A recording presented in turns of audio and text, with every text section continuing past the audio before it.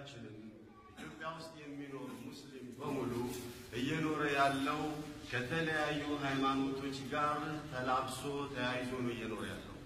ታዲያ ሙስሊም የሆነ አካል ከሌሎች ሃይማኖት ባለቤቶች ለየት ያለ ሆኖ የአላህ ሱብሓነሁ ወተዓላ ኢስላም አላሁ ዐዘ ወጀል በእኔና በእናንተ ላይ ያስቀመጠውን አማና ለሌላው አካል የማስተላለፍ ግዴታ አለብንና እንዴት አድርገን ነው ማስተላለፍ የምንችለው ነው ጥያቄው።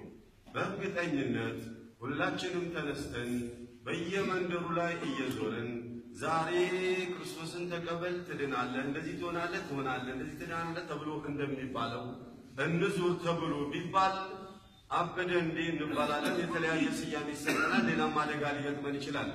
ኢስላም አልহামዱሊላህ እኔና አንተ ለጉዳት እንድንዳረግ ስለማይፈልግ እንዲህ የዞርክ ኢስላምን አስተዋውቅ ብሎ አላዘዘንም ቁርአን። ኢንማ ኢስላምን እንድናስተዋውቅ ያዘዘን በራሳችን ስነ ምግባር ነውና በስነ ምግባራችን ኢስላምን ብናስተዋውቅ ዓለምን ማዳረስ ይችላል ዲናችን። እንዴት በል ነቢያችን ሰለላሁ ዐለይሂ ወሰለም ለሰሃባዎች ዲንን ሲያስተዋውቁ የነበሩ ለመጀመሪያ ጊዜ አቡበክር ሲዲቅ ረዲየላሁ ዐንሁ ወአርዳህ ለንግድ ወደ ሻም ወይም ወደ ሀገር በሄደበት ተመልሶ ሲመጣ ያ ጓደኛህ እኮ አበደ ለየለት ተብሎ ሲባል እንዴት አበደ? ማን አበደ? ጓደኛህ ነው። ማን ነው? መሐመድ አበደ እኮ ምን ሆነ ቢል ነብይ ነኝ ማለት ገባኩ። እንዴ ነብይ ነው አለ እንቃላሃ ፈቀስ ከሱ ጋር ሳይገናኝ እውነትም ነብይ ነኝ ብሎ ካለ እሱ ውሸት አይናገርምና ሐቅ ነው ተቀብያለሁ ያለው። ልብ መጥቶ ተነስቶ በር ቋንቋ በኋላ ምን አንተ ሲባል አነ ያ ረሱላህ አጂብ ነብዩ ሰለላሁ ዐለይሂ ወሰለም ማለት ያለ ማለታቸውን ከሳቸው ሳይሰማ አነ ያ ረሱላህ የአላህ መልእክተኛ ወይ እኔ አቡበከር ነኝ ብሎ አላቸው። የዚያን ጊዜ በር ከፈቱለትና ከገባ በኋላ هل قلت أنت أنا أرسل إلي ودني መልእክተኛ መጥቶልኝ ነብይ ሆኛለሁ ብለሃል እንዴ ብሎ አላቸው። ማን ነገረን ቢል መንገድ ላይ ጠብቁኝ እኮ ጓደኛ አበደ ብለው ነገሩኛል። አይ እሱማ ሐቂቀት ነው አይናገርም ሐቅ ቢሆን እንጂ ብዬ ነው የመጣሁት ካንቱ ላረጋግጥና እውነትም ብለዋል ብሎ ሲላቸው አወን ብያለሁኝ አሉ። ኢዘን ሰደቅቱከ ቢማ ቁልት ባልከው ነገር ሁሉ አምኛለሁኝ አላቸው። ከዚያ ተነስቶ ሲዲቅ የሚለውን ስያሜ ያዘ።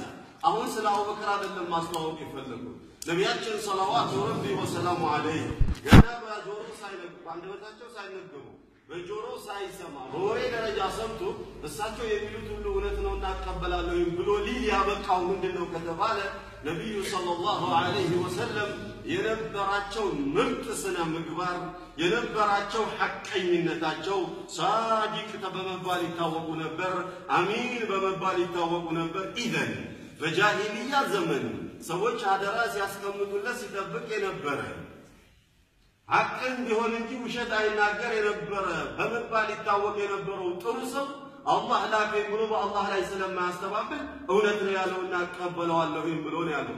አንደኛ ደረጃ አቡበክር እንዲቀበሏቸው ያደረገው ትልቁ ነገር የነብዩ ሰለላሁ ዐለይሂ ወሰለም ስነ ምግባር ነው። ትላንትና እሳቸው ተላብሰው የነበረውን ስነ ምግባር እኔና እናንተ የተላበስን እንደሆነ ና ስለም ብለን ሳንን ክርስቲያኑን አካል ወይም ሌላውን አካል ሙስሊም የሆነውን አካል ና ስገድ ብለን ሳንን በስነ ምግባራቸው ብቻ ወደ መስጂድ መጥራት እንችላለን፣ ወደ ኢስላም መጥራት እንችላለን። በስነ ምግባራቸው እንደጠሩት የነብዩ በዚህ አበቃ አያበቃም ይቀጥላል ኢንሻአላህ። ሌሎቹን እዩዋቸው። እስቲ ሽማግሌዎችን ጠይቁ፣ ዑለማዎችን ጠይቁ። ወደ ኢትዮጵያ ዲን የገባው እስልምና ሃይማኖት የገባው በምን ምክንያት ያላችሁ እንደሆነ ሱሐባዎች ናቸው ያዳረሱት አይደለም። ለመጀመሪያ ጊዜ ነጃሽ የተቀበሏቸው ውስን ሰሃባዎች ነበሩ።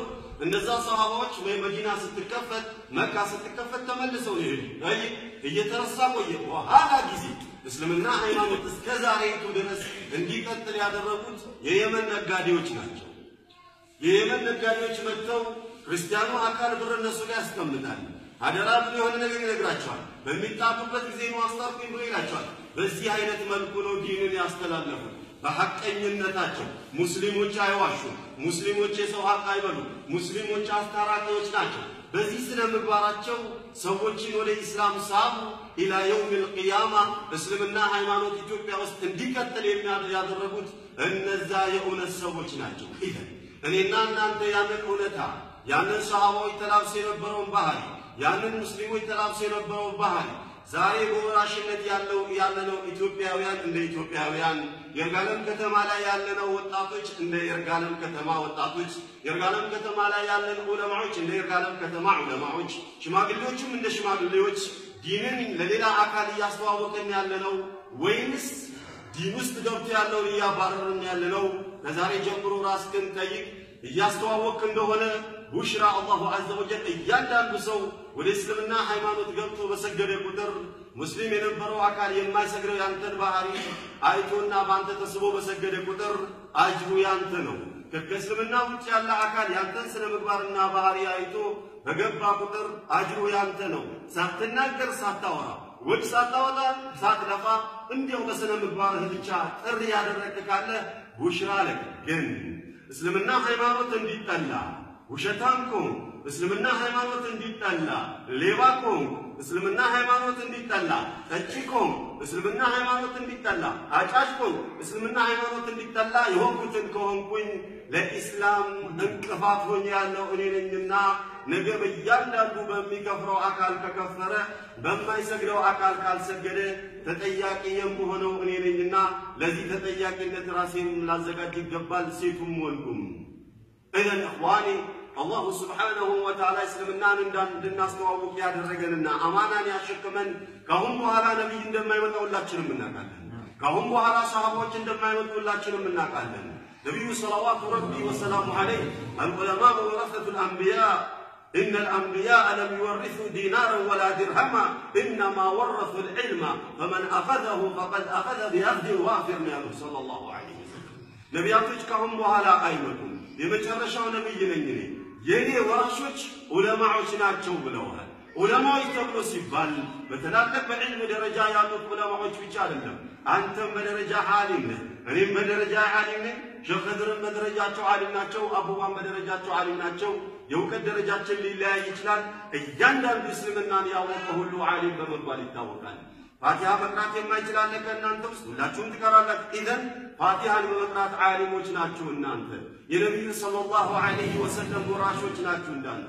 የነቢዩን ሰለላሁ ዐለይሂ ወሰለምን ውርሻ የወረሰ ሁሉ በተግባር የሚያውል ከሆነ እስላምን የሚያስተዋውቅ ከሆነ እስላምን የሚላበስ ከሆነ እስላምን የሚያላበስ ከሆነ የተቀበላትን ውርሻ ተግባራዊ አድርጓታል፣ ነገ አይጠየቅባትም። የማያደርጋት ከሆነ ግን ተግባራዊ ያላደረጋትም ነገ ይጠየቅባታልና እስላምን እያስተዋወቅን ያለነው ወይስ አይደለም? ሁላችንም ራሳችንን ጠይቅ። እንዴት ልናስተዋውቅ እንችላለን? በመጀመሪያ ደረጃ እኔ ሙስሊም ልሆን ይገባል። ሙስሊም ማለት የላይ ገጽታ ማለት አይደለም። አለባበስም ወይም ሌላ ነገር ማለት አይደለም። ኢነማ ሙስሊም ማለት እስላም ያዘዘውን ነገር አቅም በፈቀደ መተግበር ማለት ነው። فما أمرتكم بشيء فأتوا منه ما استطعتم ብለዋል ነብዩ ሰለላሁ ዐለይሂ ወሰለም። በሆነ ነገር ያዘዝኳችሁን ትእዛዝ አቅማችሁ የፈቀደውን ያህል ተግባራዊ ያድርጉ። ጠይቅ። ሰላት ስገድ ብለዋል። 5 ወቅት ሰላት የምትሰግድ ከሆነ አቅም አይጠይቅም። ጾም ብለዋል። አመት ጠብቀህ የምትጾም ከሆነ ሐቅ ተናገር ብለዋል። ሐቅ የምትናገር ከሆነ ከውሸት ተቆጠብ ብለዋል። ውሸት ከምትቆጠብ ከሆነ እስላምን ማስተዋወቅ ማለት ይህ ነው። መጀመሪያ እኔ ሙስሊም በመሆንበት ጊዜ ቤተሰቦቼ ሙስሊም ይሆናሉ፣ ለቤተሰቦቼ እስላምን አስተላለፍ። ጎረቤቶቼ ሙስሊሞች ይሆናሉ፣ ለጎረቤት አስተላለፍ። አካባቢ ማስተላለፍ ይህ ማለት ነውና እውነኛ እስላምን ተላብሰናል ወይስ አልተላበስንም? ሁላችንም ራሳችንን ጠይቅ። ኢንሻአላሁ ዐዘ ወጀል ተዕሪፉል ኢስላም በሚለው ዙሪያ እስላምን ማስተዋወቅ በሚለው ዙሪያ በተከታታይ ደርስ ኢንሻአላህ ከእናንተ ጋር እድሜ በሰጠኝ ቁጥር እዚህ እስካለሁ ድረስ ጁምዓ እችን ሀደራ ለመወጣት በምችል ያህል ጥራለሁ። ልብ በል እስላምን እኛ ባለማስተዋወቃችን ምክንያት በየቤታችን ኩፍር እየዘየረን ያለው፣ በተለይ ሴቶቻችን እየከፈሩ ነው ያሉት። በእያንዳንዱ በሚከፍረው ሴት አባት ነው ተጠያቂ። በእያንዳንዱ በሚከፍረው ሴት እናት ናት ተጠያቂ። ሴት ልጁ ከፍራበት ስታበቃ ክርስቲያን አግብታ ስታበቃ መሐር የሚቀበል ከሆነ ሰርግ የሚጠራት ከሆነ መልስ የሚጠራት ከሆነ እሷ የምታመጣለትን ዳቦ የሚበላ ከሆነ እሷ የምታመጣለትን የኢድ ልብስ የሚለብስ ከሆነ በርቺ እያላት ነው ያለው። ይችኛዋም እህትሽ ትክፈር እያለ ነው ያለው። በዛች ላይ የሚወስደው እርምጃ ግን ሌሎቹ ሴቶቹ እንዳይከፍሩበት መሰረት ሊጥልለት ይችላል ካልሆነ ግን ነገሩን ግብታ ወለቆታል ዛሬ ጭኛዋን ሴት ክርስቲያን ወንድ አግብቷታል ከፍራለች ነገ ደግሞ ታናሽየዋን ያገባል ከፍራለች አባትየው ቁጭ ብሎ መህር ይቀበላል በየዓመት ባሉ የሚመጣውን ጋቢና ዳቦ ይለብሳል ነገ አላሁ ዐዘ ወጀል ፊት የሚመልሰውን ጥያቄ ሊያዘጋጅ ይገባል እንደዚህ አይነት ሰው ያለፈው እንዳለፈው ሆኖ ካሁን በኋላ ለሚፈጠረው አደጋ ይሄንን አደራ ነው የምላችሁ ተግባራዊ ለማድረግ የምትችሉትን ያህል ጣሩ ነው የምለው አላህ ያቆየን እንደሆነ እስላምን ማስተዋወቅ ማለት ሰላት ከመስገድ ይጀምራል እስላምን ማስተዋወቅ ማለት ሰደቃ ከመስጠት ይጀምራል እስላምን ማስተዋወቅ ማለት በሌሎችም ይጀምራልና ተዕሪፉል ኢስላም ወይም እስላምን ማስተዋወቅ የሚለውን ርዕስ በየጁምዓው ኢንሻአላህ እንገናኝበታለን يزيع سوء الله بلن أسأل الله العظيم رب العرش الكريم أن يعصمنا من الضلل وأن يوفقنا في القول والعمل وآخر دعوانا عن الحمد لله رب العالمين اللهم تقبل منا إنك أنت السميع العليم الله يتوفقك الله يتوفقك أئمتنا الله الإسلام لا يمنعون عليك يوم بلا الله أنسى الإسلام كاردوش الإسلام كاردوش أدرو الله يقوين الإسلام يمشرشر النجر كله قال الله أدرك ما قال له الله يدرك وانتعطوا علماء الله أدرك مش ما قال له علماء تكتاي الله أدرك بدين ما في الله أدرك يودك باطن الميدان ولا جنم الله يسدك يودك الله يدرك يا حجيت وانا عالم صار زيرو أطلع إلى يسدك زيت وهتوچاچنم እናቶቻችንም الله يدرك الإسلام ከዱዓቶች ጋር በማጋለ ከዑለማዎች ጋር ከበማነካካት እስላምን ለማጥፋት የተነሳን አካል ሁሉ አደብ አላህ ይስጠው ለካለ ሀጃ አላህ ይስጠው